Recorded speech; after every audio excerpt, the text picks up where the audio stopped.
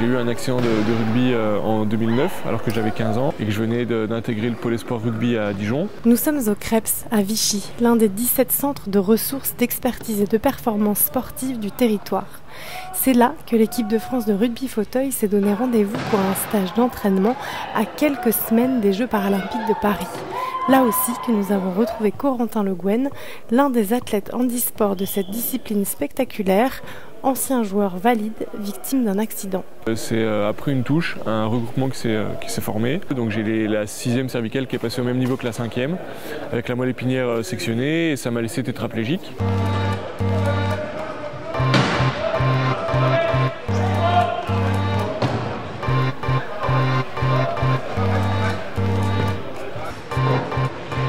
J'ai découvert le rugby fauteuil par l'intermédiaire d'Adrien Chalmin, qui est un actuel joueur de l'équipe de France, qui lui a eu un accident de rugby, mais un peu plus tôt que moi. Et voilà, il m'a présenté le rugby fauteuil et depuis, je me suis pris pour passion pour ce sport. Pour un œil profane, le rugby fauteuil crée d'emblée la surprise. Malgré des handicaps lourds, maladies neuromusculaires dégénératives, malformations de naissance ou accidents graves, rien ne retient les sportifs qui se rentrent violemment dedans sur le terrain. Les fauteuils s'entrechoquent dans un bruit assourdissant et c'est d'ailleurs très régulièrement que les joueurs basculent au sol. Quand on découvre le sport, c'est assez impressionnant et on se dit wow, ça va vite, ça tape fort. Les vraies similitudes qu'on a avec le rugby, c'est qu'il y a énormément de contacts et après on joue avec un ballon de volley sur les dimensions d'un terrain de basket.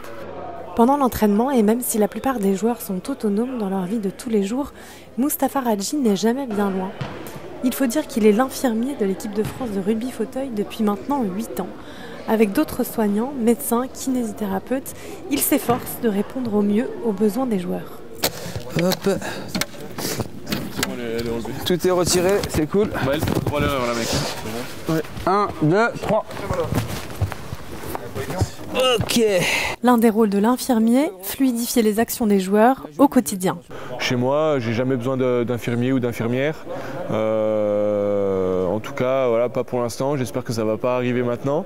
Ça voudrait dire qu'il y a quelques petites galères, mais autrement, voilà, avec l'équipe de France, quand on a Mousse, il nous aide un petit peu les matins pour que ce soit un peu plus rapide pour aller à la douche, voilà, juste aider à un transfert, parfois aider à l'habillage également.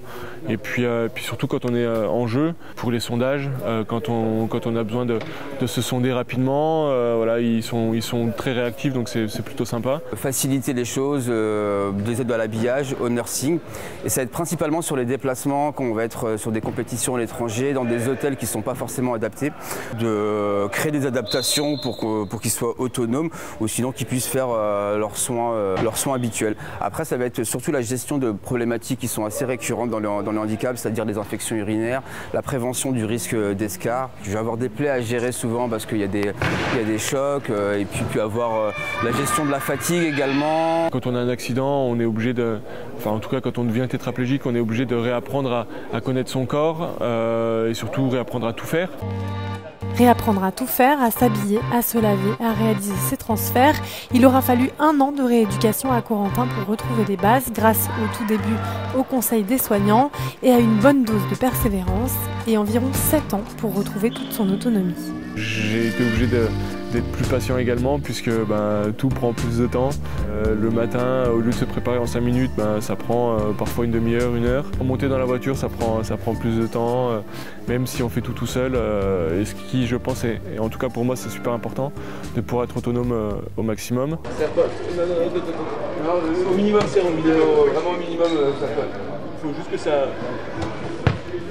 Ça peut arriver qu'il se blesse, il y a des gros chocs. Là, on n'a peut-être pas vu, mais des fois, il tombe vraiment au sol et ça peut bien cogner. Notamment Corentin qui avait eu un gros choc il n'y a pas si longtemps que ça, où sa tête avait pas mal cogné. C'est vrai qu'ils ont pas mal de petits coups et souvent aussi les fauteuils peuvent abîmer au niveau des flancs parce qu'il y a des saillies au niveau des fauteuils.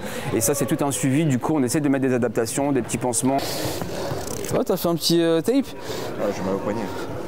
Ça marche? Je l'ai claqué lundi. Il n'était pas assez serré. L'infirmier, je pense que c'est le staff qui est au plus près des athlètes et qui a la plus grande proximité et intimité. Donc c'est beaucoup plus facile d'aborder des sujets et d'avoir une relation de confiance. On est une équipe pluridisciplinaire, mais On est tous dans le dépassement de tâches et c'est une nécessité absolue dans le handisport. Donc on est obligé de, moi je suis infirmier, je vais être amené à faire des courses, à faire chauffeur, à faire des tas de choses en fait. Dans le handisport de manière générale, pour être un staff dans le handisport de haut niveau, il faut avoir une certaine propension à l'adaptation, pouvoir s'adapter et pouvoir réagir assez rapidement et de manière la plus efficace possible.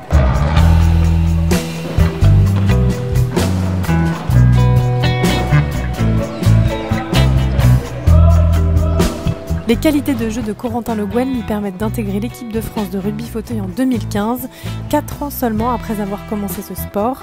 Depuis, le joueur a fait la preuve de son talent. À 30 ans, il compte déjà 4 championnats d'Europe à son palmarès, avec une médaille d'or pour la France en 2022 et 2023, les championnats du monde ou encore les Jeux paralympiques de Rio et de Tokyo. Et il vient tout juste d'apprendre sa sélection pour les Jeux de Paris. Le niveau a mis longtemps à arriver, c'était par force d'entraînement et puis voilà, je pense que quand on a un accident comme ça, on est obligé d'être, en tout cas de ne pas se laisser aller et puis ça a été une de mes forces, je pense, pour essayer d'intégrer l'équipe de France par la suite.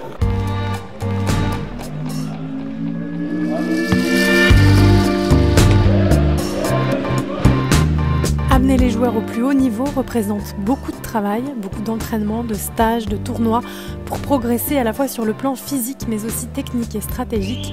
Objectif affiché, être à 100% des capacités à Paris à la fin du mois d'août. C'est vraiment une grande fierté que de représenter l'équipe de France et le maillot français quand on est à l'étranger et encore plus aux Jeux paralympiques. On est 6 équipes là, à pouvoir se jouer le haut du tableau, donc voilà, ce serait dingue et ce serait vraiment fou là, de pouvoir décrocher cette médaille d'or aux Jeux de Paris. Oui, l'entraînement c'est dur parce qu'on a 3-4 jours pour un stage et sur les 3 jours on veut tout faire. À la fin du stage, tous les joueurs sont cramés. L'objectif à Paris, c'est bien sûr de ramener une médaille et pourquoi pas même la médaille d'or. Il faut qu'on travaille tout le temps pour progresser ensemble et pour être prêt pour les Jeux.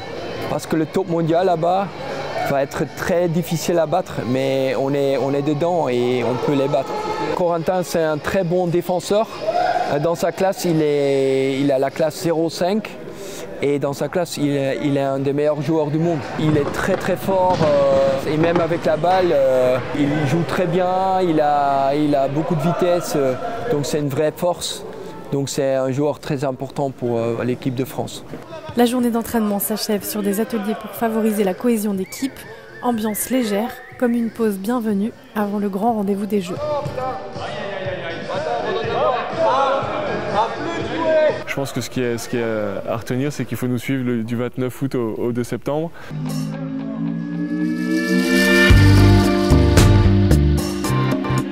Et même après les Jeux, c'est important de garder en tête que le parasport continue et que c'est important, je pense, de mettre en lumière ces sports. Alors le rugby fauteuil principalement, puisque c'est le plus beau sport qui existe, mais tous les autres également, la boccia, le foot fauteuil, le cécifoot, etc. Et j'en passe. Je pense que c'est hyper important de garder en tête qu'on n'est pas des simples handicapés qui font du sport, mais qu'on est de réels sportifs de haut niveau et que derrière on a besoin de soutien pour réussir à ramener les plus belles performances possibles, quoi.